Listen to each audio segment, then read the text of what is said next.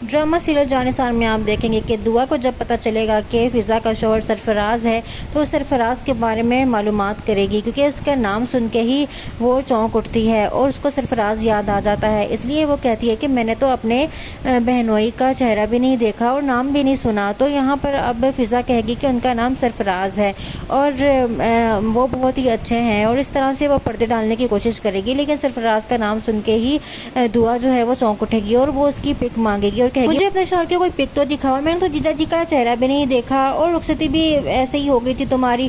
तो यहाँ पर अब फ़िज़ा जो है वो पिक दिखाएगी और फ़ोन पे ही सेंड करेगी उसको सरफराज की पिक्चर, और पिक्चर देख के तो दुआ के होश ही उड़ जाएंगे कि ये सरफराज तो वही सरफराज है जिसने इसको बेच डाला था। इसी तरह फ़ोन पे फ़िज़ा जो है वो बार बार पूछ रही होगी कि हैंग हो क्यों हो गई हो, कुछ बताओगी नहीं, कहोगी नहीं कि तुम्हें अपने जीजा जी कैसे लगे। तो ये बात सुनकर तो दुआ जो है वो एकदम से फ़ोन काट देती है। उसे समझ नहीं आ रहा होता कि अब वो क्या बोले और कैसे बताए कि ये सरफराज तो वही है जिसकी वजह से दुआ की ज़िंदगी बर्बाद हो गई। अब यहाँ पर वो बहुत ज़्यादा रोती है और चीखती चिल्लाती है कि ये सब क्या हो गया, मेरे घर वालों को यही मिला था क्या फ़िज़ा के लिए शादी करने के लिए, और कुछ भी नहीं सोचा समझा ना देखा इनके बारे में कि आखिर सरफराज कैसा लड़का है, और मेरी बहन की शादी कर दी उसके साथ। अब यहाँ पर फ़िज़ा भी बहुत ज़्यादा सोच में पड़ जाती है कि आखिर इस दुआ को क्या हो गया है।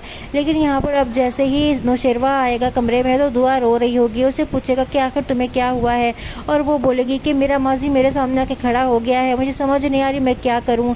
वो लड़का जिसने मुझे बेच डाला था वो तो मेरा बहनोई निकला, उसकी शादी जो है मेरी बहन के साथ हुई हुई है और मुझे समझ नहीं आ रही मैं क्या करूँ। तो ये बात मुझे आज पता चली है। तो ये बात सुनकर नौशेरवा भी बहुत ही ज़्यादा गुस्से में आ जाता है और वो कहता है कि ऐसा कैसे हो सकता है, अगर उस लड़के ने तुम्हारी ज़िंदगी बर्बाद की थी तो वो फिर मेरे हाथों ही मरेगा।